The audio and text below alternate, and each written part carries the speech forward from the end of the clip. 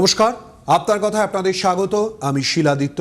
ক্যালকাটা নিউজে আপনার কথায় আমরা মূলত চেষ্টা করি আপনাদের প্রশ্ন, আপনারা যে ভাষায় কথা বলেন তার মাধ্যমেই উত্তর খুঁজে বার করার। আজ আমাদের সঙ্গে অতিথি হিসেবে রয়েছেন প্রাক্তন কংগ্রেস সাংসদ এবং কংগ্রেস নেতা অধীর চৌধুরী। অধীর চৌধুরীর সঙ্গে আমরা কথা বলবো, জানবো অনেক কথা, অনেক বিষয়। ভারতীয় রাজনীতি তো রয়েছেই, সঙ্গে রাজ্যের রাজনীতির বিষয়। অধীর দা, আপনাকে স্বাগত জানাচ্ছি ক্যালকাটা নিউজে।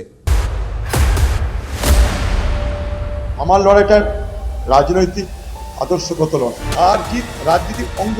ইন্দিরা গান্ধী হেরেছে, আমি কোথায় কাটতে আসবো, অধীর চৌধুরীর সঙ্গে কথা বলবো, জানবো সমস্ত কিছু। কিন্তু তার আগে দেখে নেব অধীর চৌধুরীর সেই সময়কার দিনগুলো, একেবারে প্রথম দিন থেকে যখন কংগ্রেসের রাজনীতিতে চলে আসে এবং তারপর আজকের দিনের এই সমস্ত তথ্যই প্রথমে তুলে ধরব। তিনি বহরমপুরের রবিন হুড, সোনিয়া গান্ধীর রয়্যাল বেঙ্গল টাইগার। নরেন্দ্র মোদীর কথায় সত্যি তিনি ফাইটার। তিনি অধীর রঞ্জন চৌধুরী। ছাত্রজীবনে জড়িয়ে পড়েছিলেন নকশাল আন্দোলনে। মাত্র 15 বছর বয়সে বোনের বিয়ের দিনে জেল যাত্রা হয়েছিল অধীরের। জেল থেকে বেরিয়ে প্রবীণ নেতা দেবব্রত বন্দ্যোপাধ্যায়ের হাত ধরে যোগ দেন আরএসপিতে। গত শতকের 9-এর দশকের শুরুতে সেই অধীরই পা রাখেন কংগ্রেসে। 1991-এর বিধানসভা ভোটে মাত্র 1000 খানেক ভোটে হার। 1996-এ সেই নবগ্রাম থেকেই 20,000-এরও বেশি ভোটে জিতে সংসদীয় রাজনীতিতে পা অধীর চৌধুরীর। ছিলেন পুলিশের নিশানায়। আত্মগোপন অবস্থাতেই তার প্রথমবারের ভোটে জেতা। সোমেন মিত্রর হাত ধরে কৌশলে লুকিয়ে বিধানসভায় পা রেখে বিধায়ক পদে শপথ নেওয়া। সংসদীয় রাজনীতিতে সেই যে পথ চলা শুরু অধীর চৌধুরীর, প্রায় 3 দশক পর তার ছেদ ঘটল গত লোকসভা নির্বাচনে। 1999-এর বহরমপুর থেকে সংসদে গিয়েছিলেন তিনি। 2019-এ হয়েছিলেন লোকসভার বিরোধী দলনেতাও। যে বহরমপুরের মাটি থেকে তিনি পৌঁছে গিয়েছিলেন দেশ রাজনীতির শীর্ষে, সেই বহরমপুরেই গত ভোটে অপ্রত্যাশিত পরাজয় অধীরের। বলেছিলেন হারের কারণ সাম্প্রদায়িক মেরুকরণ। আমি হারতে পারি, কিন্তু আমার রাজনীতি, আমার ভাবনা, আমার আদর্শ হারিয়ে যাবে না। মুর্শিদাবাদে বড় হয়েছি, হিন্দু মুসলমান সকলকে শ্রদ্ধা করে জীবনে বড় হতে শিখেছি, রাজনীতি করেছি। এই জিনিস মুর্শিদাবাদে ছিল না যে হচ্ছে নির্বাচনে জিততে দাঙ্গা, হিন্দু মুসলমান দাঙ্গা করো। জায়গার নাম বলে দিয়েছে শক্তিপুর। সেখানে দাঙ্গা করার পর পর পরিস্থিতি পাল্টাতে আরম্ভ করলো এবং তার পরিণামে আমার হার আজকে সম্ভব হলো। সংখ্যালঘু অধ্যুষিত জেলা মুর্শিদাবাদের যে কোনো প্রান্তে সাম্প্রদায়িক উত্তেজনার পরিবেশ তৈরি হলে প্রশাসনও যাকে চোখ বুজে ভরসা করত, সেই অধীরকেই হারতে হয়েছে সাম্প্রদায়িক রাজনীতিতে। অবিশ্বাস্য হলেও সত্য। সিপিএমের বিরুদ্ধে লড়াই করে যার রাজনীতিতে উত্থান, সাংসদ অবস্থায় যে অধীর চৌধুরীকে দিল্লি থেকে গ্রেফতার করে এনেছিল বুদ্ধদেব ভট্টাচার্যের পুলিশ, সেই অধীরই এখন সিপিএমের নয়নের মণি। অধীরের উদ্যোগেই 21-এর ভোটে কিংবা 24-এর ভোটে জোট করেছিল বাম কংগ্রেস। 19-এর লোকসভা ভোটে যখন জোট হয়নি বাম কংগ্রেসে, তখনও সিপিএম প্রকাশ্যে সমর্থন করেছিল অধীরকে। সিপিএমের অন্দরে একসময় এ ছিল যেন দুঃস্বপ্ন, সেটাই সত্যি করেছিলেন অধীর চৌধুরী।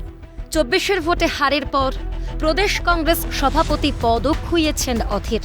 তবে এখনও রাজনীতিতে আছেন স্বমহিমায়। গান্ধী পরিবারের বদান্যতায় না, বহরমপুরের লড়াকু অধীর এখনও নিয়মিত সাংবাদিক সম্মেলন করেন বহরমপুর থেকেই, যেন বার্তা দিচ্ছেন ছাড়ছেন না বহরমপুরের মাটি। জারি থাকছে তার লড়াই। অবিশ্বাস্য, অভাবনীয় অনেক কিছুই বাস্তব হয়েছে যার জীবনে। সেই অধীর চৌধুরী কি রয়েছেন অন্য কোনো অভাবনীয় পথের সন্ধানে? বরাবরের যোদ্ধা, মোদির ফাইটার কি লড়াইয়ের পথ ধরে ফের প্রস্ফুটিত হবেন বহরমপুরের মাটিতে? ক্যালকাটা নিউজ। অধীর দা, প্রথমেই যেটা জিজ্ঞেস করব, বহরমপুরের রবিন হুড, এই শব্দবন্ধ বা এই বাক্যবন্ধ শুনলে আজও কেমন লাগে? আর লাগবে, বলে কেউ কেউ, মানুষ যাই বলে তাই ভালো লাগে, ভাবনা থেকে বলে তো, তাদের ভাবনাগুলো, তাদের ব্যাখ্যা তারা ভালো বলতে পারবে। আমি রাজনীতি করি, মানুষের প্রতিনিধিত্ব করি, এই বলতে পারি। অধীর চৌধুরী চড়াই উতরাই এই যাত্রাপথের মধ্যে দিয়েই তিনি চলেছেন। আগামী দিনের ভবিষ্যৎ কোথায় দাঁড়িয়ে রয়েছে অধীর চৌধুরীর এই যাত্রাপথ? অধীরদার সঙ্গে কথা বলতে বলতেই একবার দেখে নেব অধীর চৌধুরীর যাত্রাপথ। 1991 নবগ্রাম বিধানসভা থেকে কংগ্রেসের প্রার্থী হয়েছিলেন, পরাজিত হয়েছিলেন অধীর। 1996 নবগ্রাম বিধানসভা থেকে জয়ী হয়ে বিধায়ক হন। 1996 থেকে 1999 পশ্চিমবঙ্গ বিধানসভার সদস্য পদে বহাল ছিলেন। 1999 বহরমপুর থেকে লোকসভার সাংসদ হন। 1999 থেকে 2000 তথ্য প্রযুক্তি বিষয়ক স্থায়ী কমিটির সদস্য হন, রেলওয়ে কনভেনশন কমিটির সদস্য হন। 1999 থেকে 2004 রেলওয়ে সংক্রান্ত স্থায়ী কমিটির সদস্য পদ সামলান। 2000 থেকে 2004 বিদেশ মন্ত্রকের পরামর্শদাতা কমিটির সদস্য পদ সামলান। 2004 ফের বহরমপুর লোকসভার সাংসদ নির্বাচিত হন। 2009 তৃতীয়বারের জন্য সাংসদ নির্বাচিত হন বহরমপুর থেকে। পরিবহন, পর্যটন ও সংস্কৃতি বিষয়ক স্থায়ী কমিটির সদস্য হন। 2009 থেকে 2012 প্রতিরক্ষা বিষয়ক স্থায়ী কমিটির সদস্য পদ সামলান। 2012 থেকে 2014 কেন্দ্রীয় রেল প্রতিমন্ত্রীর পদ সামলান। খাদ্য প্রক্রিয়াকরণ মন্ত্রকের পরামর্শদাতা কমিটির সদস্য পদ সামলান। জ্বালানি বিষয়ক স্থায়ী কমিটির সদস্য পদ সামলান। 2014 সালের 10ই ফেব্রুয়ারি পশ্চিমবঙ্গ প্রদেশ কংগ্রেস সভাপতি হিসেবে দায়িত্ব পান। 2014 চতুর্থবারের জন্য বহরমপুর থেকে সাংসদ নির্বাচিত হন। 2019 পঞ্চমবারের জন্য বহরমপুর থেকে সাংসদ নির্বাচিত হন। 2024 বহরমপুর থেকে তৃণমূল প্রার্থী ইউসুফ পাঠানের কাছে পরাজিত হন 5 বারের সাংসদ। 2005 সালের ঘটনা আমার মনে পড়ে যাচ্ছে, আপনার তো নিশ্চয়ই মনে রয়েছে। বহরমপুর আদালত চত্বর, পুলিশ এবং জনতা কার্যত খণ্ডযুদ্ধের পরিস্থিতি। অধীর চৌধুরী প্রিজন ভ্যান থেকে নেমে আসছেন এবং হাত তুলছেন, চারিদিককার পরিস্থিতি। আজও সেই ছবি, সেই ঘটনা আপনি কোন চোখে দেখেন? আমাকে বরাবর এই পশ্চিমবঙ্গে রাজনীতি করতে গিয়ে শাসক দলের সঙ্গে লড়াই করতে হয়েছে। 2005 সালে নিশ্চয় তৃণমূল ছিল না, তখন যারা শাসক দল ছিল তাদের সঙ্গে লড়তে হয়েছে। আমার লড়াইটা রাজনৈতিক আদর্শগত লড়াই, সেটা কখনো শাসক দলের পছন্দ হয়নি, তাই দমন পীড়ন নীতি তারা গ্রহণ করেছিল। আমি তার বিরুদ্ধে লড়েছি। সেই লড়াই করতেই কখনো জেল হয়েছে, হাজত হয়েছে, কেস খেয়েছি। সিপিএমের আমলেও কেস খেয়েছি, তৃণমূলের আমলেও কেস খেয়েছি। সিপিএমের আমলেও জেল খেটেছি, তৃণমূলের আমলেও জেল খেটেছি। অতএব এগুলো আমার কাছে খুব গা সওয়া ব্যাপার। আপনি বললেন যে সিপিএম এর আমলেও আপনি জেল খেটেছেন, এগুলো আপনার কাছে খুব গা সওয়া ব্যাপার। এই আমলের কথা অবশ্যই করে বললেন। সেই সিপিএম এর সঙ্গেই আজ আপনি হাত মিলিয়েছেন, হাঁটছেন। অস্বস্তি হয় না অধীরদা? না, এই জন্যে হয় না, কারণ আজকে সিপিএমের যে সমস্ত ব্যক্তির সঙ্গে, যে সিপিএমের হারমাত বাহিনীর সঙ্গে আমার লড়াই ছিল, সংঘর্ষ ছিল, আজকে দেখতে পাচ্ছি সব হারমাত তৃণমূল দলের মহান নেতায় রূপান্তরিত হয়েছে। তাই কিছু মনে হয় না। আবার বলছি আপনাকে, আমি নৈতিকতার লড়াই করি, আদর্শের লড়াই করি। তখন তাদের সঙ্গে লড়াইটা হয়েছিল সেই সময়কার রাজনৈতিক পরিপ্রেক্ষিতে, আজ লড়াই হচ্ছে আজকের রাজনৈতিক পরিপ্রেক্ষিতে। সেই সময় সোনিয়া গান্ধীর কাছে কি আমি বলেছিলাম যে টিএমসিকে, মমতা ব্যানার্জিকে সমর্থন করতে হবে কংগ্রেসকে, না হলে পশ্চিমবঙ্গে এই বাতাবরণ থেকে মুক্ত হওয়া যাবে না, পশ্চিমবঙ্গে মানুষের শাসন হবে না, পশ্চিমবঙ্গ সন্ত্রাসমুক্ত হবে না, স্পষ্ট করে বলেছিলাম। আজও সেই কথাই বলছি।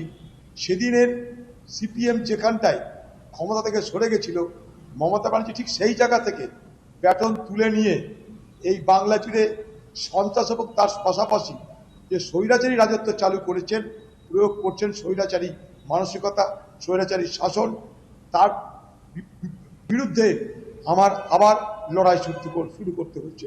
কারণ আবার বলছি আপনাকে, আমার লড়াইটা রাজনৈতিক আদর্শগত, এবং সেই লড়াইয়ে সেখানকার বাস্তব পরিস্থিতিতে যার বিরুদ্ধে লড়াই করতে হবে তার বিরুদ্ধে লড়াই করেছি।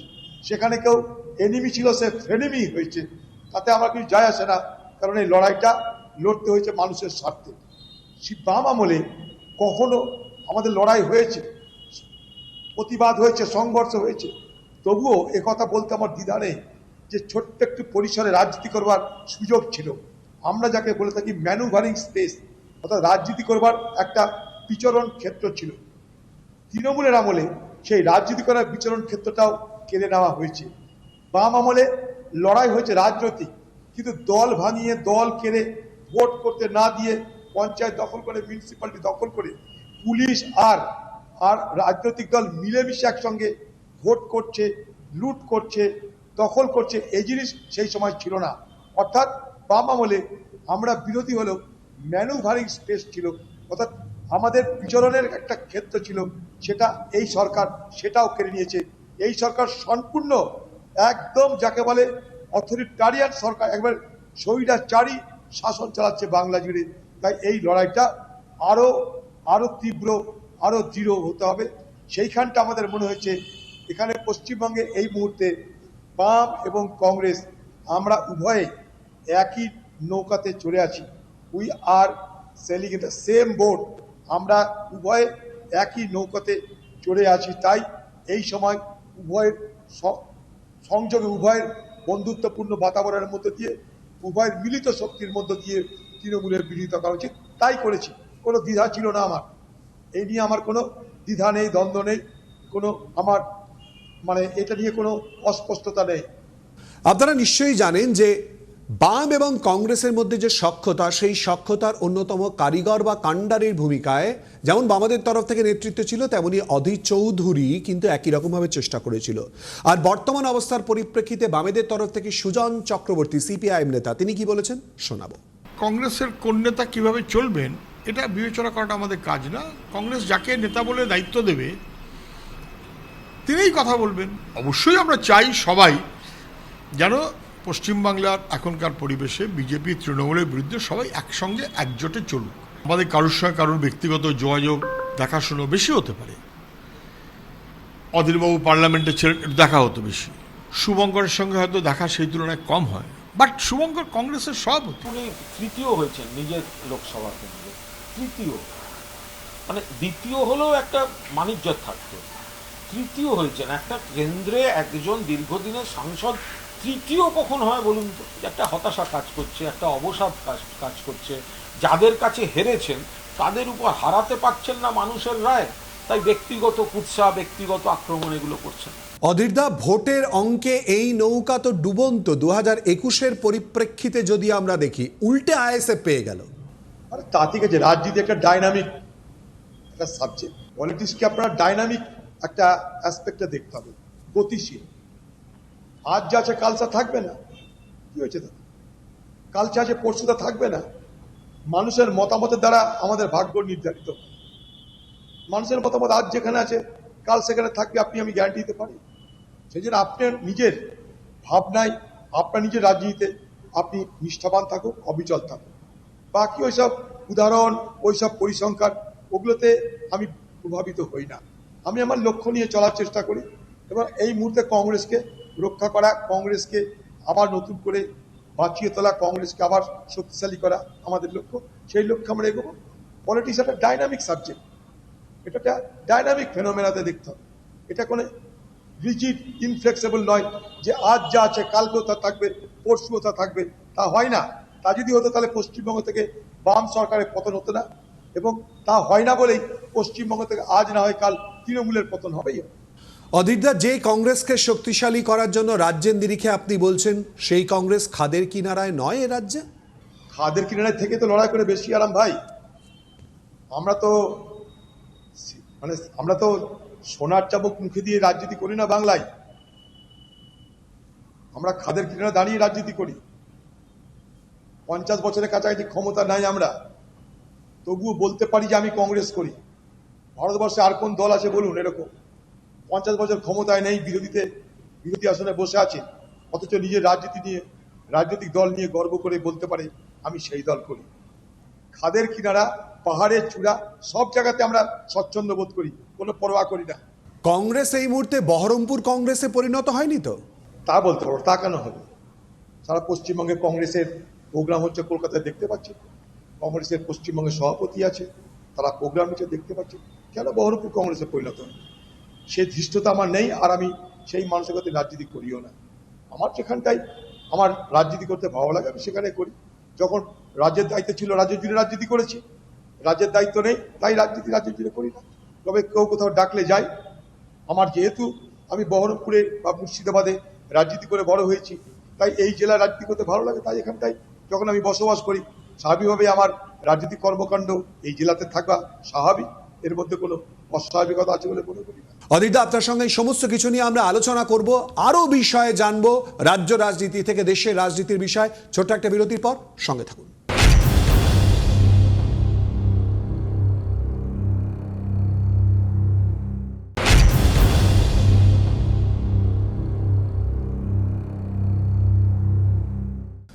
যেটা অধীর চৌধুরী কখনো ভাবতে পারেননি, বা তার চরম বড় রাজনৈতিক শত্রু ভাবতে পারেননি, আবার অনেকে বলবেন যে ভেবেছেন, কোথায়? অর্থাৎ অধীর চৌধুরী 2024-এর লোকসভা নির্বাচনে হেরে যাওয়া প্রসঙ্গে। এই প্রসঙ্গ নিয়ে বিভিন্ন মহলের প্রতিক্রিয়া উঠে এসেছে, বিশেষ করে রাজনৈতিক মহলের। 2024 লোকসভা নির্বাচনে অধীর চৌধুরী হার প্রসঙ্গে মতামতের উপর নির্ভর করে।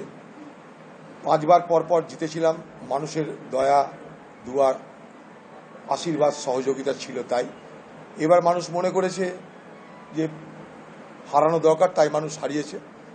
কোনো অভিযোগ নেই আমার। আমি হেরেছি মানে হেরেছি, আমি কোনো অজুহাত, কোনো বাহানা দিতে চাই না। এখানে একদিকে সাম্প্রদায়িক বিভাজন হয়, আরেকদিকে প্রলোভন, অর্থাৎ টাকা পয়সা, লক্ষ্মীর ভাণ্ডার, এই একটা করা হয়। আবার উল্টো দিকে আপনি যাবেন, সেখানটা আবার হিন্দু বিভাজনের রাজনীতি করা হয়। ফলে আমরা পড়ে গেছি মাঝখানে। এই মাঝখানে পড়ে আমরা উদার এবং ধর্মনিরপেক্ষ শক্তি যা আছে এখনো বাংলায়, তাদের জন্য বাংলা ক্রমশ বিপজ্জনক হয়ে উঠছে বলে আমি মনে করি। নিশ্চয় বলতে পারেন স্যান্ডউইচ হয়েছি।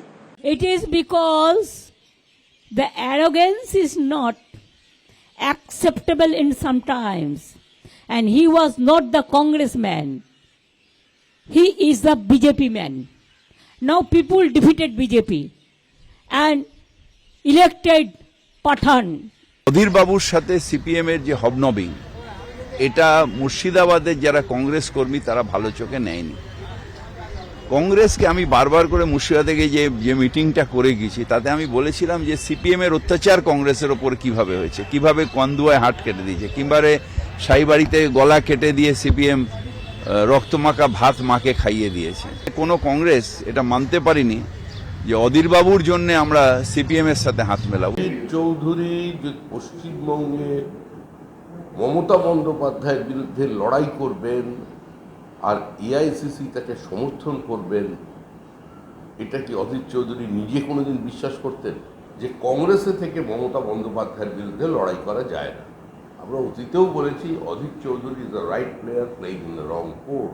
দেশের যা হিসেব করছিল সবাই সেই হিসাবটা মেনে নেয়, রাজ্য যে হিসেব হচ্ছিল সেটা মেনে নেয়। প্রথমত হিসেব করে বসতে হবে। দেখুন, মানুষকে তো যদি লাভ নেই। আমাদের একটু খারাপ লাগছে যে মুর্শিদাবাদে অধীরবাবু যেতে উচিত ছিল বহরমপুরে, আমি মনে করি, কারণ উনি তো এখানে একদম ওতপ্রোতভাবে যুক্ত আছেন এই জেলার সঙ্গে। অধীরদা, 2024, তারপর 2025 চলে এসছে এবং 2026 আসতে চলেছে। এই কদিনে, এই কমাসে বিচার করলে নিজের গড়ে অধীর চৌধুরীর হারের কারণ নিজে কি মনে করেন? একদম সাম্প্রদায়িক বিভাজন, মানুষকে বিভ্রান্ত করে এই হার হয়েছে। এখন এখানকার মানুষ তার জন্য আফসোস করে, অনুতাপ করে। আমার একটা জিনিস দেখে বড় অবাক লেগেছে। সাধারণত নির্বাচনে হেরে যাবার পর যারা পরাজিত মানুষ যাকে হারায় তার বিরুদ্ধে সে কোনো মন্তব্য করে, বিদ্রুপ করে, বা তাকে সাজা দিয়েছি, শাস্তি দিয়েছি বলে সে কখনো খুশিও প্রকাশ করে। আমি অধীর চৌধুরী ভোটে হেরেছি, বড় অদ্ভুত, এখানকার সব মানুষ যার সঙ্গে দেখা হয় তাকে আমি আফসোস করতে দেখেছি, অনুতাপ করতে দেখেছি এবং বলতে শুনেছি এটা বড় ভুল হয়ে গেল, আমরা সাম্প্রদায়িক বিভাজনের শিকার হয়ে গেলাম। আমাকে তারা এসে বলে, আমি বলি কোনো ব্যাপার না, যা হয়েছে ভালো হয়েছে, আপনাদের মনে হয়েছে করেছেন। এটা তো আমার সঙ্গে তো কারোর 99 বছরের চুক্তি নেই যে আপনাদের সঙ্গে আমার এই নির্বাচনে বারবার জেতার চুক্তি আছে আপনাদের সঙ্গে। আপনাদের মনে হয়েছে হারিয়েছেন, কখনো মনে হয়েছে জিতিয়েছেন, 5 বার লাগাতার জিতেছি, এ তো কম বড় ব্যাপার নয়। আমার মতো একটা সাধারণ কংগ্রেস কর্মী লাগাতার 5 বার ভারতবর্ষের পার্লামেন্টে যাওয়ার সুযোগ পেয়েছে এখানকার মানুষের আশীর্বাদে। একবার না হয় তারা হারালো, অসুবিধা কি আছে? এত আফসোস করার তো কিছু নেই। একে আকাশ ভেঙে পড়েনি আমাদের মাথায়, মানুষ আফসোস করেছে। আজও দেখা হলে হাত তুলে কথা বলে, হাসে, হাত মেলায়, এটাই আমার কাছে অনেক বড় পাওনা। 5 বার জেতা হয়ে গেছে, 25 বছর আমি এমপি ছিলাম। আমার মতন একটা এই মুর্শিদাবাদের মতন এক পিছিয়ে পড়া জেলা, অনেকে বলে একটা হুক্কুদের জেলা, হুব্বাদের জেলা। এই হুব্বাদের জেলার আমি হুব্বা পার্লামেন্টে গিয়ে সোনিয়া গান্ধীর পাশে বসে আমি দলের নেতৃত্ব দিয়েছি। আর কি করবো? যে দলে শশী থারুরের মতো লোক, মনীষ তিওয়ারির মতো লোক, রাহুল গান্ধীর মতো লোক, সোনিয়া গান্ধীর মতো লোক তাদের নেতা হয়ে বিচরণ করেছে। এই হুব্বা দেশের এক বড় হুব্বা অধীর চৌধুরী, এর থেকে বড় কি আশা করতে পারে? তার জন্য মাথায় আকাশ ভেঙে পড়তে হবে বলে আমাকে এখন ভাবতে হবে হেরে গিয়ে। আমার কোনো টেনশন নাই, পেনশন আমার কনফার্ম হচ্ছে কিছুদিনের মধ্যে। অধীরদা, মমতা বন্দ্যোপাধ্যায়ের সঙ্গে আমার দ্বন্দ্বের, আপনার দ্বন্দ্বের মূল কারণ কি কি? মমতা বন্দ্যোপাধ্যায়ের নাম শুনলেই আপনি রেগে যান। না, মমতা বন্দ্যোপাধ্যায়ের নাম শুনে রাখবো কেন? এই মমতা বন্দ্যোপাধ্যায়কে মোদী যখন অপমান করেছিল ভিক্টোরিয়াতে, আমি অধীর চৌধুরীর প্রতিবাদ করেছিলাম, খেয়াল করে। কখনো সেটা করি না। কোনো ব্যক্তির বিরুদ্ধে আমার লড়াই নয়। সেই ব্যক্তি যে রাজনীতিকে এই পশ্চিমবঙ্গে বিকশিত করতে চাইছে সেই রাজনীতিটার বিরুদ্ধে আমি। ঘটনাচক্রে সেই রাজনীতির নেত্রী হচ্ছেন মমতা ব্যানার্জি, তাই আমি তার বিরুদ্ধে। কোনো ব্যক্তির বিরুদ্ধে নয়, মেগালোম্যানিয়াক মমতার বিরুদ্ধে। যে মনে করে সে যা করছে সব সঠিক করছে, সব ভেঙে দাও, গুঁড়িয়ে দাও, আমি যা বলবো সেটাই শেষ কথা, আমার ইচ্ছাই শেষ ইচ্ছা, আমি সেই মানসিকতার বিরুদ্ধে। কিন্তু মনে রাখবেন, কোনো ব্যক্তির বিরুদ্ধে, তাকে দিদি বলে শ্রদ্ধা করি, আজও তাকে দিদি বলে শ্রদ্ধা করছি, কখনো শুনবেন না তার বিরুদ্ধে কোনো বাজে মন্তব্য কখনো করেছে। বরং তাকে কখনো কেউ অপমান করতে গেলে আমি সংবাদ মাধ্যমকে সুযোগ পেলে আমি তার প্রতিবাদ করেছি। একদম দায়িত্ব নিয়ে বলতে পারি আপনাকে। ও ছ্যাঁচা আমি করি না। আমি অধীর চৌধুরী, আমি যা লড়ি আমনে সামনে লড়ি, আইনে লড়ি, আদর্শে লড়ি, রাজনীতিতে লড়ি। কোনো ব্যক্তিগত ঈর্ষা থেকে এ লড়াই আমার নয়। পশ্চিমবঙ্গে মেগালোম্যানিয়াক মমতা ব্যানার্জি, আমি তার বিরুদ্ধে লড়াই করি। অধীর চৌধুরী মমতা বন্দ্যোপাধ্যায়ের সম্পর্ক কার্যত তিক্ততায় ভরা একটা ছবি। বিভিন্ন সময় বক্তব্য, পাল্টা বক্তব্য, লোকসভা নির্বাচন হোক, বিধানসভা নির্বাচন হোক, পঞ্চায়েত নির্বাচন হোক, কাউন্সিলর নির্বাচন হোক, সবসময় আমরা দেখেছি। কিন্তু কেন এই দুজনের সম্পর্কের এই তিক্ততার জায়গা কেন তৈরি হলো? তাহলে আগের সম্পর্কটা মূলত ঠিক কি ছিল? রাজনৈতিক সমীকরণে মূলত কোথায় দাঁড়িয়ে রয়েছে তাও আমরা বোঝার চেষ্টা করব অধীর চৌধুরী এবং মমতা বন্দ্যোপাধ্যায়ের সম্পর্কের নিরিখে রাজনীতির প্রেক্ষাপটে। 24-এর লোকসভা ভোটের আগেই কংগ্রেসের নেতৃত্বে গঠিত হয়েছিল ইন্ডি জোট। এই জোটে তৃণমূল কংগ্রেস সহ একাধিক বিজেপি বিরোধী দল সামিল হয়েছিল। জাতীয় স্তরে কংগ্রেস নেতৃত্বদের সঙ্গে তৃণমূল সুপ্রিমো মমতা বন্দ্যোপাধ্যায়ের সখ্যতা সর্বজনবিদিত। তবে বাংলায় এই জোট কার্যকর হয়নি। তৎকালীন প্রদেশ কংগ্রেসের সভাপতি অধীর রঞ্জন চৌধুরী কট্টর তৃণমূল বিরোধী হিসেবে রাজনৈতিক মহলে পরিচিত। এই অবস্থায় অধীরের তীব্র তৃণমূল বিরোধিতার জেরে বাংলায় ইন্ডিয়া জোট কার্যকর হয়নি বলেই মনে করছেন রাজনৈতিক বিশ্লেষকরা। এই নির্বাচনে বাংলায় তৃণমূল কংগ্রেস 29টি আসনে জয়লাভ করে। অন্যদিকে কংগ্রেসের আসন সংখ্যা 2 থেকে কমে গিয়ে দাঁড়ায় 1-এ। আর লোকসভা ভোট মেটার পর জাতীয় স্তরে ইন্ডি জোটের সঙ্গে দূরত্ব বেড়েছে তৃণমূলের। কংগ্রেসের তরফে বারংবার একলা চলোর বার্তা দেওয়ায় ইন্ডি জোটের শরিকদের সঙ্গে কংগ্রেসের তিক্ততা বেড়েছে। অন্যদিকে রাজ্যে ক্রমশ ক্ষয়িষ্ণু শক্তিতে পরিণত হওয়া কংগ্রেসের সঙ্গে তৃণমূলের সম্পর্ক তলানিতে ঠেকেছে। কংগ্রেস টিকেছিল একমাত্র দক্ষিণবঙ্গের জেলা মুর্শিদাবাদ ও উত্তরবঙ্গের কয়েকটি জেলায়। কিন্তু তৃণমূলের শাসনকালে কংগ্রেসের সেই শক্ত ঘাঁটি এক এক করে হাতছাড়া হয়। 19-এর লোকসভা ভোটেও মালদা দক্ষিণ ও বহরমপুর এই দুটি আসন ধরে রাখতে সমর্থ হয়েছিল হাত শিবির। কিন্তু 24-এর নির্বাচনে বহরমপুরও হাতছাড়া হয়। এদিকে বিধানসভাতেও কংগ্রেসের অবস্থা আরও করুণ। 21-এর নির্বাচনে রাজ্যে খাতাই খুলতে পারেনি কংগ্রেস। এই পরিস্থিতিতে প্রদেশ কংগ্রেসের সভাপতির ব্যাটন আসে শুভঙ্কর সরকারের হাতে। প্রদেশ কংগ্রেস অন্দরে কান পাতলে শোনা যায় মুখ্যমন্ত্রী তথা তৃণমূল সুপ্রিমো মমতা বন্দ্যোপাধ্যায়ের সঙ্গে সখ্যতা রয়েছে শুভঙ্কর সরকারের। নিন্দুকদের মতে প্রদেশ কংগ্রেসের সভাপতি হিসেবে শুভঙ্কর সরকার দায়িত্ব নেওয়ার পর থেকে কংগ্রেসকে সেভাবে আক্রমণাত্মক ভূমিকায় রাস্তায় নামতে দেখা যায়নি। স্বভাবতই প্রশ্ন উঠছে, এই সুসম্পর্কের সুবাদে তৃণমূলের সঙ্গে তলে তলে কি সমঝোতা শুভঙ্করের? অধীরের সেট করে দেওয়া কট্টর তৃণমূল বিরোধী অবস্থানের বিপরীতে হাঁটা কি মানতে পারবেন কংগ্রেসের কর্মী সমর্থকরা? এই প্রেক্ষিতে আসন্ন ২৬-এর বিধানসভা নির্বাচনে কংগ্রেস ও তৃণমূল কংগ্রেসের এই তিক্ততায় কোনো নয়া মোড় আসে কিনা সেটাই এখন দেখার। ক্যালকাটা নিউজ। 2026-এ যদি কেন্দ্রীয় নেতৃত্ব কোনো কারণে, এটা হাইপোথেটিক্যাল যদি আমরা আলোচনা করি, কোনো কারণে কংগ্রেস এবং তৃণমূলের মধ্যে সখ্যতা বা জোটের প্রসঙ্গ নিয়ে আসে, তাহলে অধীর চৌধুরী কি করবে? হাইপোথেটিক্যাল কোশ্চেনের তো এরকম উত্তর হয় না। আপনি নিজেই বলেছেন হাইপোথেটিক্যালি যদি জিজ্ঞেস করি, আমিও হাইপোথেটিক্যাল কথার উত্তর দিই না। বাস্তবে নিরিখে এবার একটুখানি আলোচনা করি। সংসদে দাঁড়িয়ে প্রধানমন্ত্রী নরেন্দ্র মোদী নিজে ফাইটার হিসেবে অধীর চৌধুরীর নাম বলে, এটা শুনতে না বলতেন, এটা শুনতে আপনার নিজের কেমন লাগে? আমাকে নরেন্দ্র মোদী পার্লামেন্টের মধ্যে ফাইটার বলেছি কিনা আমার জানা নাই, বাইরে বলেছিল একবার।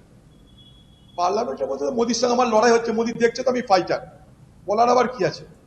তা আমনে সামনে লড়েছি মোদিজির সঙ্গে না, আমি আমনে সামনে 10 হাত দূরে মোদী নরেন্দ্রনাথ মোদী, অমিত শাহ 10 হাত দূরে দূরে। লড়াই তো আমনে সামনে লড়াই, চোখে চোখে লড়াই। বাইরে আমাকে বলেছে ফাইটার, ভালো লেগেছে আমার। আমি নিজেকে পলিটিক্যাল ফাইটার বলে মনে করি। কংগ্রেস পার্টির একটা গ্রাসরুট সোলজার বলে মনে করি, ফুট সোলজার মনে করি। কংগ্রেস পার্টির ফুট সোলজার অধীর রঞ্জন চৌধুরী বলে আমি নিজেকে মনে করি। আর সোলজারের দায়িত্ব লড়াই করা, আমি সে লড়াইটা করি। ন্যাচারালি একটা soldier must be a fighter. Adhir Chowdhury Gandhi পরিবারে কতটা অনুগত বা কাছের লোক? দেখুন, আমি কাউরির কাছে দূরের না। আমি না ভারতবর্ষের রাজনীতিতে কখনো কোনো গ্রুপে বিলং করেছি, না বাংলার রাজনীতিতে কখনো কোনো গ্রুপে বিলং করেছি, না আমি কখনো কোনো গ্রুপিজম বা কোনো ডিসিডেন্ট গ্রুপের কখনো প্রশ্রয় দিয়েছি। আমি সোনিয়া গান্ধী এবং গান্ধী পরিবারকে এই কারণে শ্রদ্ধা করি, এই কারণে তাদের প্রতি অনুগত আমি। তার কারণ আমি মনে করি গান্ধী পরিবার একটা পরিবার নয়, গান্ধী পরিবার itself is an institution. Gandhi পরিবার একটা প্রতিষ্ঠানের নাম। যেভাবে আপনারা গান্ধী পরিবারকে ব্যাখ্যা করেন, আমি সেভাবে করি না। গান্ধী পরিবারকে আমি মনে করি যে ভারতবর্ষের একটা রাজনৈতিক প্রতিষ্ঠান। সেই রাজনৈতিক প্রতিষ্ঠানের প্রতি আমি অনুগত, কারণ আনুগত্য না থাকলে একটা রাজনৈতিক দলের প্রতি আমার কি দায়িত্ব থাকবে? আমি অনুগত থাকবো না, অথচ একটা রাজনৈতিক দল করবো, এটা হতে পারে না। তাই আনুগত্য, অ্যালিজেন্স বা ওবিডিয়েন্সি টুয়ার্ডস মাই পার্টি, এটা তো থাকতেই হবে আমাকে।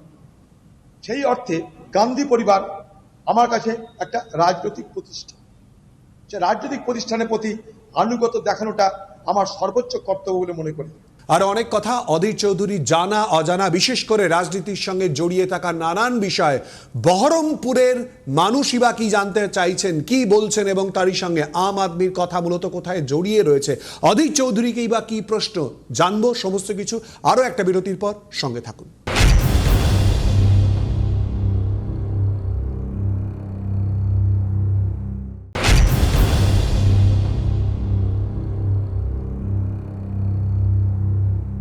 আর এবার যেদিকে আমরা নজর রাখবো, অধীর চৌধুরীর সঙ্গে তো কথা বলবো অবশ্যই করে, কংগ্রেসের রাজনীতিতে অধীর চৌধুরীর অবদান বা অধীর চৌধুরীর কংগ্রেসে অবস্থান, কংগ্রেসকে কেন্দ্র করে অধীর চৌধুরীর বেড়ে ওঠা এবং তারই সঙ্গে জাতীয় স্তর এবং রাজ্য স্তরে কোথায় দাঁড়িয়ে রয়েছেন অধীর চৌধুরী, এবার আমরা একটুখানি নজর দিয়ে নেব।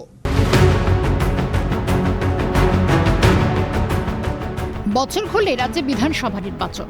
ইতিমধ্যে নিজেদের মধ্যে রণনীতি নির্ধারণ করে ময়দানে ঝাঁপানোর প্রস্তুতি নিচ্ছে বিজেপি, তৃণমূল। কিন্তু বাম কংগ্রেসের অবস্থান কি হবে ২৬-এর নির্বাচনে? ২১ কিংবা ২৪-এর মধ্যে কি জোটের পথে হাঁটতে দেখা যাবে হাত ও কাস্তে শিবিরকে, নাকি নতুন সভাপতির হাত ধরে অন্য সমীকরণের পথে হাঁটবে প্রদেশ কংগ্রেস? এই বিষয়টি এখনো স্পষ্ট না হলেও আড়ালে আবদলে কান পাতলেই অধুনা সভাপতি তৃণমূল শীর্ষ নেতৃত্বের প্রতি নরম মনোভাব পোষণের বিষয়টি সামনে আসে। কিন্তু অধীর ছিলেন একেবারে অন্যরকম। নিজস্ব বাচনভঙ্গি, তৃণমূল স্তরের কংগ্রেস কর্মীদের জন্য প্রাণপাত করতে দ্বিধাবোধ করতেন না। বিধানসভায় শূন্য হলেও রাজ্য রাজনীতিতে কংগ্রেসকে প্রাসঙ্গিক করে রেখেছিলেন বহরমপুরের রবিনহুড। 1999 সাল থেকে টানা 5 বারের সাংসদ অধীর রঞ্জন চৌধুরী 2019 সালের লোকসভা ভোটে বহরমপুর থেকে জিতে বাংলা থেকে কংগ্রেসের একমাত্র সাংসদ ছিলেন অধীর রঞ্জন। সংসদের বাইরে প্রধানমন্ত্রী নরেন্দ্র মোদী মুগ্ধতা প্রকাশ করে পিঠ চাপড়ে দিয়ে বলেছিলেন, দাদা ফাইটার। কংগ্রেসও তার উপর আস্থা রেখে লোকসভার বিরোধী দলনেতার পদে বসায় তাঁকেই। দলে বাইরে নানা প্রতিকূলতার মধ্যেও নিজের মেজাজ থেকে সরে আসেননি প্রদেশ কংগ্রেসের প্রাক্তন সভাপতি। তবে 24 লোকসভা নির্বাচনে পরাজিত হন তিনি, কিন্তু তারপরেও ময়দান ছাড়ার পাত্র নন অধীর। প্রদেশ সভাপতি না থেকেও প্রতিদিন বহরমপুর থেকে সাংবাদিক সম্মেলন করে হাতের কথা সংবাদ শিরোনামে তোলেন তিনি। বলা ভালো, সংবাদ মাধ্যমও কোনো বিষয়ে কংগ্রেস শিবিরের প্রতিক্রিয়ার জন্য অধীর দ্বারই শরণাপন্ন হয়। সংসদে কিংবা দলীয় পদে না থাকলেও কংগ্রেস কর্মী সমর্থকদের প্রিয় অধীরদা যে আগের মেজাজেই রয়েছেন তা তাকে দেখলেই বোঝা যায়। ফলে বলাই যায় 26 নির্বাচনের প্রেক্ষিতে হাত শিবির যাই সিদ্ধান্ত নিন না কেন, অধীর যে যুদ্ধেই আছেন তা বলার অপেক্ষা রাখে না। Bureau report, Calcutta news. অধীরদা, 2026-এর পরিপ্রেক্ষিতে যদি আলোচনা করি, আপনি বলছিলেন যে কংগ্রেসকে ক্ষমতায় এবং তারই সঙ্গে শক্তিশালী করা অন্যতম গুরুত্বপূর্ণ পদক্ষেপ। বিধানসভা নির্বাচনকে সামনে রাখলে কংগ্রেসের ভবিষ্যৎ কি এ রাজ্যে? আমরা এই পশ্চিমবঙ্গে ধীরে ধীরে আমাদের শক্তি বৃদ্ধি করতে পারব। কারণ মমতা ব্যানার্জি সরকারের প্রতি মানুষের যাকে বলে মোহমুক্তি, ডিসএনচ্যান্টমেন্ট অর ডিসইলিউশনমেন্ট, এটা ক্রমশ তীব্র থেকে তীব্রতর হচ্ছে। এই মুহূর্তে যদি আমরা মানুষের সেই ভাবনার সঙ্গে নিজেরা একাকার করে প্রচেষ্টা করতে পারি, নিশ্চয় ভালো কিছু ফল মিলবে। এবং আমার ব্যক্তিগত মতামত হচ্ছে, এই সময় বাম এবং কংগ্রেস এবং বাম, অন্তত আমরা এটুকু বলতে পারি, আমরা ধর্মনিরপেক্ষ শক্তিকে রিপ্রেজেন্ট করি। কখনো আমি কথা বলতে পারবো না যে বামেরা সাম্প্রদায়িক রাজনীতি করেছে কখনো। তাই আমি আজও বিশ্বাস করি বামেদের মতাদর্শে কখনো সাম্প্রদায়িকতা প্রশ্রয় পায়নি, রাদার বামেদের মতাদর্শে ধর্মনিরপেক্ষতাকে গুরুত্ব দেওয়া হয়েছে। সেই জায়গাটাই আমরা কনভার্জেন্স করতে পারি, অর্থাৎ কনভার্জেন্স অফ ভিউজ, অর্থাৎ কংগ্রেস এবং বামের যে মতামত, সেই মতামতের সেখানটায় সংযোগ হতে পারে। অর্থাৎ ধর্মনিরপেক্ষ শক্তি হিসাবে এই পশ্চিমবঙ্গে বাম কংগ্রেস বাম মিলেমিশে আমাদের চললে মনে হয় ভালো হবে, এটা আমার ধারণা। এই ধারণার বশবর্তী হয়ে 2016 সালে আমি পশ্চিমবঙ্গে বামেদের সঙ্গে সমঝোতা করেছিলাম। আজ আমি সভাপতি নেই, ফলে একথা বলার ক্ষমতা বা অধিকার আমার নেই, কিন্তু ব্যক্তিগতভাবে মনে করি যে বাম এবং কংগ্রেস এবং বামের এই একটা জায়গায় যে কনভার্জেন্স অফ ভিউজ, ধর্মনিরপেক্ষতা, এই জায়গাটায় আমরা নিশ্চয়ই ঐক্যবদ্ধভাবে লড়াই করার একটা পরিকল্পনা করতে পারি, প্রোভাইডেড আমাদের কেন্দ্রীয় নেতৃত্ব আমাদেরকে এই ব্যাপারে যদি বলে হ্যাঁ তোমরা এগো, নিশ্চয় আমাদের এগোনো যেতে পারে। আমার ব্যক্তিগত মতামত, পশ্চিমবঙ্গে কংগ্রেস বামের একসঙ্গে লড়াই করাটা জরুরি। আমি গত লোকসভা নির্বাচনেও এই মুর্শিদাবাদ জেলায় সেলিম সাহেব আমি একসঙ্গে লড়াই করেছিলাম, এতে আমরা কোনো দ্বিধা নাই। সেলিম সাহেব হেরেছে, আমিও হেরেছি, হারতে পারি, কিন্তু আমাদের কোনো দ্বিধা নাই যে আমরা একসঙ্গে লড়াই করেছিলাম বলে কোনো বিরূপ ফল হয়েছে। আমি ওইসব বিশ্বাস করি না, আমি হলেও কিছু যায় আসে না আমার। কারণ আবার বলছি, আমি আদর্শগতভাবে নৈতিকভাবে আমি রাজনীতি করি, সেই জায়গাটায় দাঁড়িয়ে এটা আমার নিজস্ব বক্তব্য। অধীর চৌধুরী তার নিজের ঝাঁঝালো বক্তব্যের মাধ্যমে কিন্তু রাজনীতির ময়দান যেমন কাঁপিয়েছেন, তার পাশাপাশি কিন্তু বিরোধীদের 1 ইঞ্চিও যে জায়গা ছাড়বেন না তাও স্পষ্ট করেছেন। শাসক দল রাজ্যের ক্ষেত্রে হোক, কেন্দ্রের ক্ষেত্রে হোক, বিভিন্ন সময় তার বক্তব্য, এবং কোনো রাজনীতিবিদকেই তিনি কিন্তু ছাড়েননি যখনই সেই স্বর পাল্টে গেছে। নিজে কি বলেছেন অধীর চৌধুরী? অধীরদার সঙ্গে তো আমরা কথা বলছি, শোনাই একবার।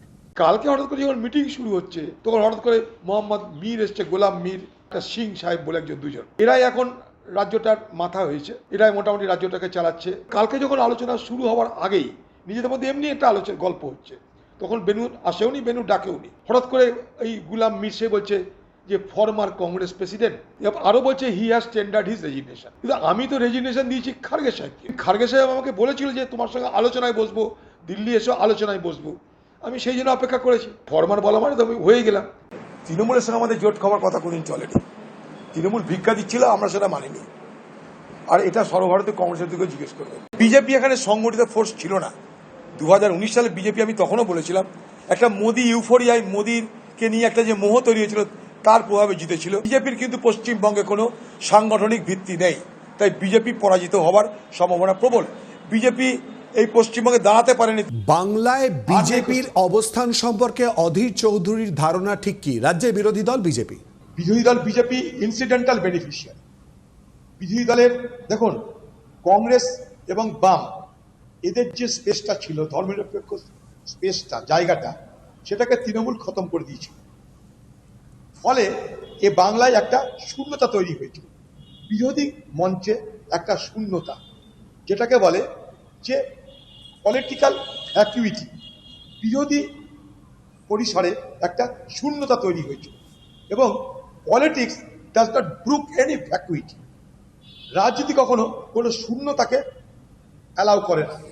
ফলে সেই শূন্য জায়গাটায় চলে এলো বিজেপি পার্টি উইদাউট হ্যাভিং দেয়ার, তাদের কোনো রিকুইজিট পলিটিক্যাল ইনফ্রাস্ট্রাকচার নেই, তাদের কোনো প্রয়োজনীয় রাজনৈতিক পরিকাঠামো ছিল না, কিন্তু চলে এলো।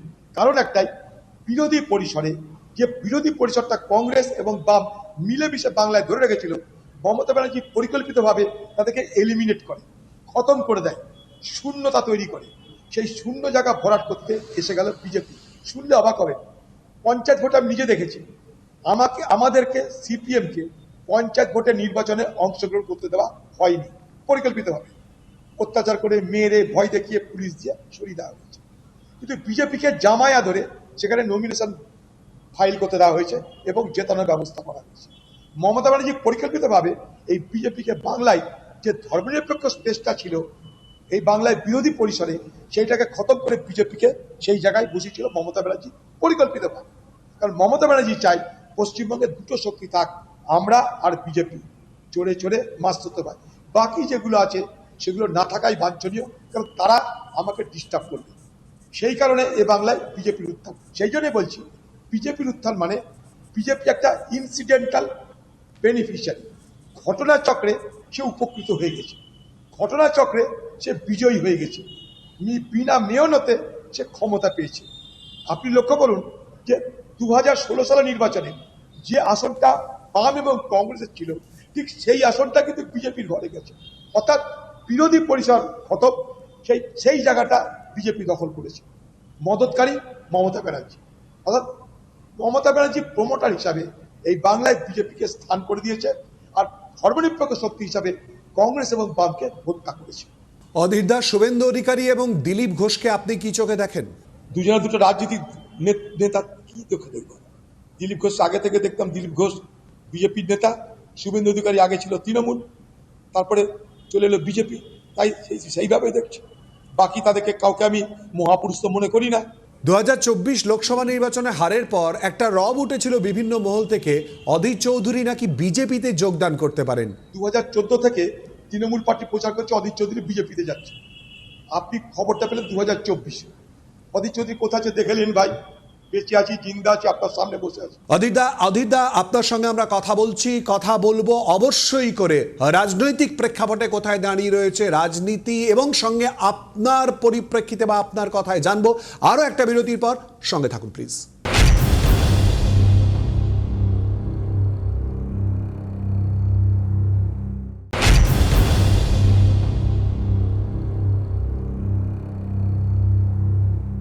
অধীরদা, আমরা দেখি যে শুভঙ্কর সরকার বিভিন্ন বিষয় নিয়ে সাংবাদিক বৈঠক করেন, আমরা দেখি বহরমপুর থেকে অধীর চৌধুরীও বিভিন্ন বিষয়ে সাংবাদিক বৈঠক করেন, কার্যত প্রায়ই আর কি।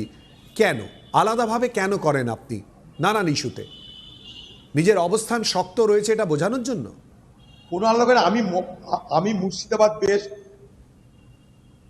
না, আমি মুর্শিদাবাদ বেস্ট। সাংবাদিকরা আমার কাছে আসে, আমি সাংবাদিকদের যাই না। আপনার চ্যানেলকে জিজ্ঞেস করবেন, তারা আমার খোঁজ করে আমার কাছে আসে। আমি কোনো আলাদা অস্তিত্বের জন্য এখানে সাংবাদিক সম্মেলন করি না। আমি প্রতিদিন পার্টি অফিসে আসি, পার্টি ম্যান। আমি প্রতিদিন পার্টি অফিসে আসি একটা নির্দিষ্ট সময়। আপনার আপনার যারা এখানকার আপনার যারা লোক আছে আপনার চ্যানেলের, তারা নিজেরা খোঁজ নিয়ে আসে আমার কাছে। আর আমার যদি ডাকার দরকার হয় আমি ডেকে নেবো, সেটা আপনারা জানতে পারবেন। আমি কাউকে ডাকি না, আমার যদি প্রয়োজন হয় ডাকবো, নিশ্চয়ই ডাকবো।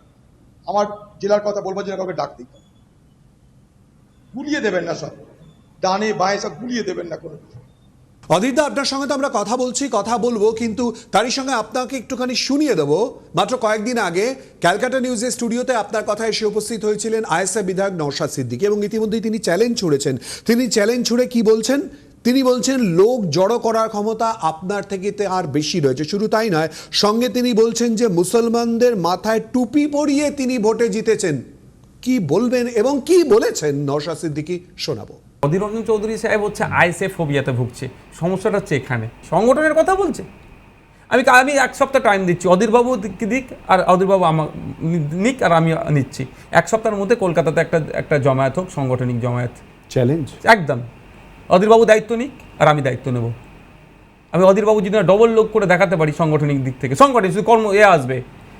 পাবলিক ভোটার সমর্থক আনবো না, আইডি কার্ড সমেত। জানে অধীরবাবু ভালো করে যে মুসলমানদের মাথায় টুপি পরিয়ে অনেকদিন আমি এমপি হয়েছি, উনি ভালো করে জানেন। আপনাকে উদ্দেশ্য করে একেবারে চ্যালেঞ্জ দিয়ে, কোট আনকোট চ্যালেঞ্জ দিয়ে বলেছেন আপনার থেকে বেশি লোক জড়ো করার ক্ষমতা তার রয়েছে। এছাড়া তিনি বলেছেন আইএসএফ ফোবিয়াতে আপনি ভোগেন, এবং সঙ্গে বলেছেন ইতিমধ্যেই যে মুসলমানদের মাথায় টুপি পরিয়ে বছরের পর বছর অধীর চৌধুরী জিতেছেন। কি বলবেন? উনি নিজে একটা মুসলমান হয়ে মুসলমানদের মাথায় টুপি পরানো যায় স্বীকার করছেন, অবাক কাণ্ড। আমি মুসলমানদেরকে অজ্ঞ মূর্খ ভাবি না, উনি হয়তো ভাবছেন। আর আমার থেকে বেশি লোক জোগাড় করার ক্ষমতা নিশ্চয় আছে তার, আমি তাকে ধন্যবাদ জানাচ্ছি। আরো বেশি বেশি করে লোক অধীর চৌধুরীর সঙ্গে মোকাবেলা করা নয়, মমতার সঙ্গে মোকাবেলা করে আরো বেশি বেশি করে লোক জোগাড় করে আন্দোলন করুক। আমরা পিছন থেকে তাকে সমর্থন করবো, দরকার নেই। আমি কোনো প্রতিযোগিতায় নাই, আমি চাই আমার থেকে সবাই জনপ্রিয় হোক যারা রাজনীতি করছে। অধীরদা, 2026 বিধানসভা নির্বাচনকে সামনে রাখলে কংগ্রেস কত দূর এগোতে পারে বলে আপনার নিজের মনে? আপনি বলবেন জ্যোতিষী নন, সেটা বলা সম্ভব নয়, কিন্তু কোথায় দাঁড়িয়ে রয়েছে এই মুহূর্তে অবস্থান, এটা তো কিছুটা ক্লিয়ার করা সম্ভব। আমরা অনেকটা আমাদের হারানো জমি পুনরুদ্ধার করতে পারবো। মানুষ আমাদের প্রতি ধীরে ধীরে আকৃষ্ট হচ্ছে, দেখতে পাচ্ছে। আমাদের অসুবিধাটা হয়েছে কি, মমতা ব্যানার্জি গোটা কংগ্রেস পার্টিটাকে উঠিয়ে দিয়েছে। তো মমতা ব্যানার্জি তৃণমূলটা কি, গোটা কংগ্রেস দলটাকে সে তার দলে সামিল করেছে। লক স্টক অ্যান্ড ব্যারেল গোটা কংগ্রেস দলটাকে সে গিলে খেয়েছে। ফলে আমরা কমজোর হয়েছি, অস্বীকার তো করছি না। সেই জায়গায় দাঁড়িয়ে নতুন করে পরিকাঠামো তৈরি করতে সময় লাগে, সেখানটা আমাদের দাঁড়াতে দিচ্ছে না। আমরা যদি একটু বাড়ার চেষ্টা করি, সঙ্গে সঙ্গে আমাদের শিরচ্ছেদ করে দেওয়া হয়। মমতা ব্যানার্জি সবাইকে অ্যালাউ করে, কংগ্রেসকে অ্যালাউ করে না এ বাংলায়, জেনে রাখবেন। আমি বেশ কয়েকজন ব্যক্তির নাম আপনার উদ্দেশ্যে করেছি, আপনি ইতিমধ্যে মন্তব্য করেছেন। অভিষেক বন্দ্যোপাধ্যায় সম্পর্কে আপনার মতামত কি? মমতা ব্যানার্জির খোকাবাবু, কি আমার মন্তব্য? মমতা ব্যানার্জির কোলে বসে রাজনীতি করে বড় হয়ে গেল, আইভরি টাওয়ারে বসবাস করে, না কাজ না কাম, না কোনো ত্যাগ, না কোনো মেহনত, না কোনো পরিশ্রম। আরে মমতা ব্যানার্জি লড়ে নেত্রী হয়েছে, এ তো মমতা ব্যানার্জি কোলে বসে হয়ে গেল খোকাবাবু, সে চন্দনের ফোঁটা পড়ে এমপি হয়ে গেল। তার না কোনো দায় আছে, না দায়িত্ব আছে, না কোনো ঝঞ্ঝাট আছে, আইভরি টাওয়ারে বাস করছে। অধীরদা, আমার শেষ প্রশ্ন আপনার প্রতি থাকবে। প্রথম প্রশ্নের কিছুটা রেশ ধরে, অধীর চৌধুরী বহরমপুরের রবিনহুড, সেই গড় কতটা নড়বড়ে বলে মনে হয় অধীর চৌধুরীর, বিশেষ করে হারের পর 2024-এর পর? অনেক নড়বড়ে তো বটে, নড়বড়ে হয়েছে বলে তো হেরেছি, অসুবিধা কি আছে? আবার শক্ত করে নেব, নড়বড়ে হয়েছে বলে তো হেরেছি। আরে সচিন তেন্ডুলকারও বোল্ট আউট হয়েছে, গাভাস্কারও বোল্ট আউট হয়েছে, অধীর চৌধুরীও বোল্ট আউট হয়েছে, অসুবিধা কি আছে? আবার সেঞ্চুরি মারবো, সময় আসুক। এটা খেলা, রাজনীতি একটা, না তো গেম না। অধীরদা কি বহরমপুর গড় ধরে রাখতে পারছে নাকি নড়বড়ে? আমি প্রথম কথা হচ্ছে আমার কোনো গড় নেই। এই গড় শব্দটার মধ্যে লুকিয়ে আছে এক ধরনের সামন্ততান্ত্রিক মানসিকতা। আমি কোনো গড় রাজনীতিতে বিশ্বাস করি না। মনে করুন বহরমপুর আপনি গড় বলছেন, গোটা মুর্শিদাবাদে যেখানে যেখানে আমি ভোটে দাঁড়িয়ে জিতেছি 7-8টা বিধানসভা, সেগুলো তার গড় না? আমি বর্ধমান থেকে লড়েছি, কেতুগ্রাম থেকে। কাটোয়ার মধ্যে এই বহরমপুর লোকসভার মিউনিসিপ্যালিটি ওয়ার্ড ছিল আগে, সেটা কি আমার গড়? সংগঠন নড়বড়ে হয়েছে, অধীর চৌধুরী নড়বড়ে হয়েছে বলে হেরেছে, খোলা মনে স্বীকার করছি সেটা, কিন্তু পুনরুদ্ধার করবো, আবার জিতবো, এটাও খোলা মনে বলছি, দৃঢ়তার সঙ্গে আত্মপ্রত্যয়ের সঙ্গে বলছি। আবার বলছি, হার জিত রাজনীতির অঙ্গ একটা। ইন্দিরা গান্ধী হেরেছে, আমি কোথাকার করছি, রাহুল গান্ধী হেরেছে, আমি কোথাকার কে বলুন তো দেখি। আর এই পশ্চিমবঙ্গে 50 বছর ক্ষমতা নেই, সেই জায়গায় দাঁড়িয়ে পরপর 5 বার জিতে একবার হেরেছে, ক্ষতি কি আছে? তাও হেরেছে কিসে? রাজনৈতিক নয়, সাম্প্রদায়িক মেরুকরণের জন্য। সেই হারের পরও মানুষ আমার প্রতি সান্ত্বনা দেখিয়েছে, অনুতাপ প্রকাশ করেছে।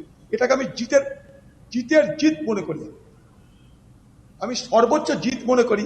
আমি হেরেছি, কিন্তু মানুষ আমাকে বলছে তুমি হারো। যদি আমি হারতাম তাহলে শোধ করতো না, অনুতাপ করতো না, আফসোস করতো না। হেরে যাওয়ার পর এই অনুভূতি ভারতবর্ষের কজন জনপ্রতিনিধি হয়েছে আমার জানা নেই, আমার হলো। এটা একটা নতুন প্রাপ্তি, মানে হেরেও মানুষ আমাকে অনেক কিছু দিল, অধীর চৌধুরী এটা বুঝলো। অধীরদা, অনেক অনেক ধন্যবাদ আমাদের সঙ্গে এই আলোচনায় অংশগ্রহণ করার জন্য। ইতিমধ্যেই প্রচুর প্রশ্নের আপনি উত্তর দিয়েছেন, হয়তো আরও প্রশ্নের উত্তর তার খোঁজার সময় বার করা আমাদের উচিত ছিল, কিন্তু হয়তো আমরা সময় বার করতে পারলাম না। নিশ্চয়ই আবার সময় থাকবে। 2026 বিধানসভা নির্বাচন যত এগিয়ে আসবে তার জন্য অপেক্ষা করব। অধীর চৌধুরীর নানান বক্তব্যে, তেজিয়ান বা বিস্ফোরক বক্তব্যে কি আসে রাজনীতির প্রেক্ষাপটে তা জানার জন্য। অধীরদা, অনেক ধন্যবাদ। চোখ থাকুন আপনাদের সকলের আপনার কথায় ক্যালকাটা নিউজে। সঙ্গে থাকবেন, ভালো থাকবেন। আজকের মতো আপনার কথা এই পর্যন্তই।